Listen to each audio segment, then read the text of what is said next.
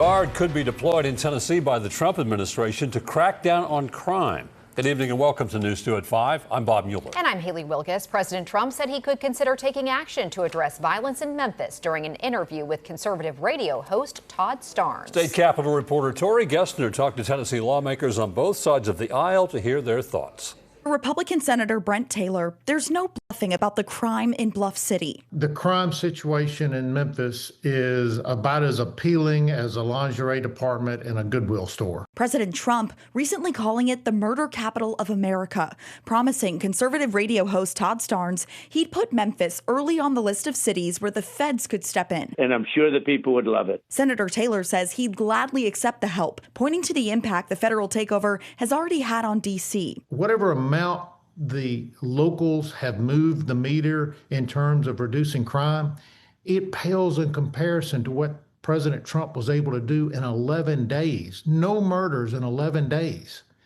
And so my constituents would welcome it. Republican Representative Mark White is on the same page. He hopes for a more discreet takeover, unlike when the National Guard came to Memphis in 1968 after Martin Luther King Jr.'s assassination. We had tanks in the street and people in military uniforms.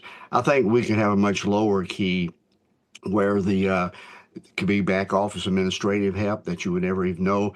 We don't have enough police officers in Memphis right now anyway, and so this will free them up to patrol the streets and be out on the streets where they can do administrative work and could be very low key. But Democratic Representative Antonio Parkinson says none of that is necessary. According to the city of Memphis, murders are down 14% this year compared to last. Those troops, number one, they're not police.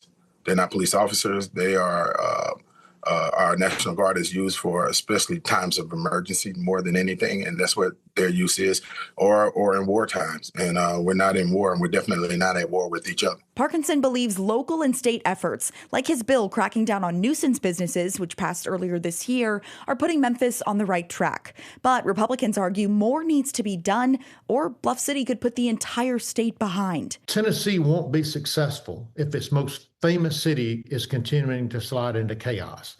And I think all of this effort we're putting forward to make Memphis matter, I think will stop that slide into chaos. And Memphis could be the next it city.